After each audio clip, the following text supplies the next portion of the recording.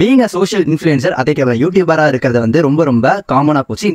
இதை நான் சொல்லல, எம்ஜி ப்ரோவே ஒரு வீடியோவில் வந்து அந்த காலத்தில் வந்து வீட்டுக்கு அதாவது தெரு ஒரு இன்ஜினியர் இருக்கிற மாதிரி இப்போ வீட்டுக்கு வீட்டில் ஒரு வந்து ஒரு சோஷியல் மீடியா இன்ஃப்ளூயன்சர் இல்லைன்னா ஒரு யூடியூபர் இருக்காங்க அப்படின்னு சொல்லி எம்ஜி ப்ரோ சொன்னார்.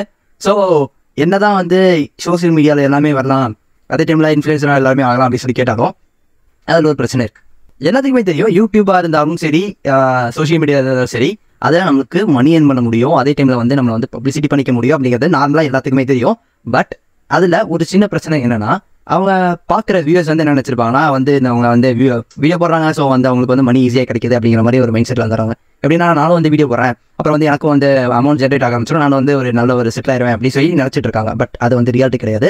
ஆக்சுவலாக ஒரு சோஷியல் மீடியா இன்ஃப்ளூயன்சர் ஆகணும் இல்லைனா ஒரு யூடியூபர் அந்த மாதிரி ஆகணும்னு பார்த்தீங்கன்னா மினிமம் எலிஜிபிலிட்டி அப்படின்னு சொல்லிட்டு யூடியூப்லேயே ஒரு சர்டன் ஸ்டெப்ஸை ஃபாலோ பண்ணுவோம். எப்படின்னா 1000 சப்ஸ்கிரைபர்ஸ் வேணும், சேம் டைம் வந்து 3000 வாட்ச் ஹவர்ஸ் இருக்கணும், ஷார்ட்ஸில் வந்து 3 மில்லியன் மினிமம் 3 மில்லியன் வியூஸ் போயிருந்தால் மட்டும்தான் நம்மளோட சேனல் மானிடைஸ் ஆகும்.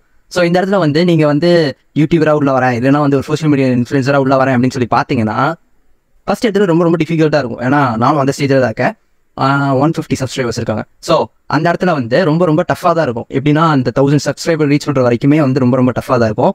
பட் அதை ரீச் பண்ணதுக்கப்புறம் தான் நம்மளுக்கு வந்து சில ஒரு கிக் ஆஃப் ஆகி அப்படியே மேலே போகிறதா இருக்கும்.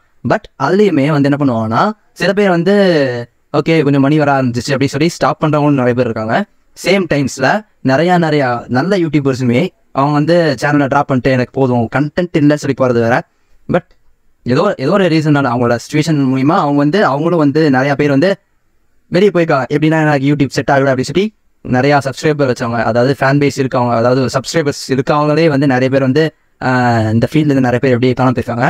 ஸோ புதுசாக இப்போ யாருனாலையும் வந்து ஒரு சோஷியல் மீடியா இன்ஃப்ளூயன்சர் இல்லைன்னா ஒரு யூடியூபராக ஆக முடியாது அப்படின்னு கேட்டால் தாராளமாக முடியும். பட் அதுக்கு என்ன ஒரே ஒரு கீ வேணும்னா கன்சிஸ்டன்சி வேணும். அந்த கன்சிஸ்டன்சி மட்டும் இருந்தால் அதாவது ரெகுலராக நம்ம என்ன போடுறோம், என்ன கண்டென்ட் இருக்குது அப்படிங்கிறது மேட்டர், அது ஒரு கண்டிப்பான ஒரு மேட்டர். நீங்கள் என்ன போடுறீங்க அந்த கண்டென்ட் வந்து கன்ஃபார்ம் வந்து ஒரு நல்ல கண்டென்ட்டாக ப்ரொவைட் பண்ணணும் அப்படிங்கிற ஒரு மைண்ட் செட்டில் தான் போடணும். பட் சேம் டைம்ஸில் நீங்கள் கண்டென்ட் போட்டுட்ருக்கிறீங்க சரி, அதை நீங்கள் தொடர்ந்து போடணும். நீங்கள் ஒரு இடத்துல வந்து ட்ராப் ஆகிறது அந்த மாதிரி இருந்துச்சுன்னா அது வந்து நீங்கள் ஒரு பேச்சு பொருளாகவே இருக்க மாட்டீங்க. அந்த இடத்துல நீங்கள் வந்து நீங்களும் சாதாரணமான ஒரு பர்சன் மாதிரி, அதாவது ஒரு பிகினர் மாதிரி கண்டு தெரியாச்சுங்க. சப்போஸ் இந்த இடத்துல வந்து உங்களுக்கு சப்ஸ்கிரைபர் பேஸ் இன்க்ரீஸாக இருந்து நீங்கள் எப்படி பண்ணுறீங்கன்னா அது வேறு. பட் நீங்கள் இந்த இடத்துல ஒரு பிகினராக இருக்கீங்கன்னா நீங்கள் வந்து கண்டினியூஸாக அந்த எஃபர்ட் போட்டால் மட்டும்தான் நீங்களும் இருக்கீங்க அப்படின்னு சொல்லி மற்றவங்களுக்கு தெரியப்படுத்தினா மட்டும்தான் கொஞ்சம் சர்வே ஆக முடியும். இதில் வந்து நிறைய பேர் இருப்பாங்க. எப்படின்னா இது வந்து நான் யூடியூப் வந்து ப்ரொஃபஷனலாக எடுத்துகிட்டு வரேன் அப்படின்னு சொல்லிட்டு நிறைய பேர் இருப்பாங்க. பட் அது என்ன ஒரு பிரச்சனைனா ப்ரொஃபஷனலாக எடுத்துகிட்டு வரதுக்கு நிறையா நல்ல விஷயம் வந்து இதில் இந்த ஃபீல்டில் இருக்குது. பட் இது வந்து ஃபேமிலி பேக்ரவுண்ட், அப்புறம் வந்து நம்மளுக்கு என்ன பேக்கப் இருக்குது, பேக்கப்பில் என்ன வந்து இருக்குது அப்படிங்கிறது வந்து ஒரு முக்கியமான பாயிண்ட். நீங்கள் வந்து சப்போஸ் எதுவுமே இல்லை, எனக்கு பேக்கப்பில் எதுவுமே இல்லை, ஃபுல் எடுத்தோன்னே யூடியூப்பில் தான் இறங்குறேன் அப்படின்னு சொல்லி பார்த்தீங்கன்னா உங்கள் எஃபர்ட் போட்டிங்கன்னா கண்டிப்பாக வந்து சீக்கிரமாக ரீச் ஆகி அது போகிறக்கு வாய்ப்பு இருக்குது. பட் நிறைய பேருக்கு அது நடக்காது. எக்ஸாம்பிள் வந்து மிடில் கிளாஸ் எடிட்டர் கரெக்டாக பேர் மிடில் கிளாஸ் எடிட்டர்னு நினைக்கிறேன். இன்ஸ்டாகிராமில் ஜஸ்ட் ஒரு 8 புதுசாக போட்டிருப்பாங்க. ஆனால் அவங்களுக்கு வந்து இப்போ 100K ஃபாலோவர்ஸ் இருக்காங்க. அது வந்து எப்படின்னா அந்த குவாலிட்டியான கண்டென்ட், சேம் டைமில் வந்து அவங்க எப்படி அதை வியூஸுக்கு ரீச் பண்ண வைக்கிறது அதெல்லாம் அவங்களுக்கு தெரிஞ்சிருக்கு. ஆனால் இதிலே வந்து கண்டினியூஸாக ரெகுலராக போட்டுட்டு இருக்க யூடியூப் சேனலே வந்து ஒரு 600 வீடியோ போட்டிருக்காங்க. அது 600 வீடியோங்கிறது ரொம்ப அதிகம் தான். பட் அந்த 600 வீடியோ போட்டுமே அவங்களுக்கு வந்து இன்னும் அந்த 1000 சப்ஸ்கிரைபர்ஸே என்ன ரீச் பண்ணாமல் ரொம்ப டிப்ரெஸ்டாக போய் உட்காந்து அவனுக்கு பார்த்துருக்கேன். ஸோ என்ன சொல்ல வரேன்னா, நீங்கள் உங்களுக்கு பிடிச்சிருந்தா தாராளமாக வரலாம். நான் வரேன் அப்படிலாம் சொல்லவே இல்லை, தாராளமாக வரலாம். பட் அதே டைமில் வந்து இந்த மாதிரி நிறைய ட்ராபேக்ஸும் நிறையவே இருக்குது அப்படின்னு சொல்கிறேன். நீங்கள் வந்து எங்கடா நம்மளுக்கு வியூஸே போக மாட்டேங்குது, சப்ஸ்கிரைப் கவுண்ட் ஏற மாட்டாங்க அப்படின்னு சொல்லி பார்த்தீங்கன்னா நீங்கள் நிறுத்தாமல் நீங்கள் வந்து கண்டினியூஸாக நீங்கள் வந்து உங்களோட கண்டென்ட்டை எப்படி டெலிவர் பண்ணலாம், எப்படி மாற்றி எப்படி டெலிவர் பண்ணலாம் அப்படிங்கிறத ஃபோக்கஸாக இருக்கணும். சப்போஸ் நீங்கள் வந்து எப்போ டவுன் ஆகிறீங்களோ கண்டிப்பாக வியூஸ் வராது, சப்ஸ்கிரைபர் ஏற மாட்டாங்க, நீங்கள் வந்து அப்படியே உடஞ்சி உட்காந்துருவீங்க. சப்போஸ் இந்த இடத்துல நீங்கள் ஒரு ஜாப் போயிட்டு அப்படியே சைடில் வந்து நீங்கள் இதை பார்த்துட்டு இருக்கீங்கன்னா அது வேறு. ஏன்னா உங்களுக்கு சைடில் ஒரு இன்கம் இருக்குது. இதை வந்து நீங்கள் ஒரு பார்ட் டைமாக பண்ணி ஸ்டார்ட் பண்ணுற மாதிரி நீங்கள் போயிட்டே இருக்கும். பட் இதே நீங்கள் மெயினாக எடுத்து வந்துட்டிங்கன்னா ஃபஸ்ட் எடுத்து உங்களுக்கு அடி இருக்கும். அதை பார்த்துட்டு மறுபடியும் நீங்கள் ஜாப் போய் அதில் கொஞ்சம் அதுலேயும் இல்லாமல் இல்லாமல் இருந்தால் அது வந்து செட் ஆகாத மாதிரி இருக்கும்னு நினைக்கிறேன்.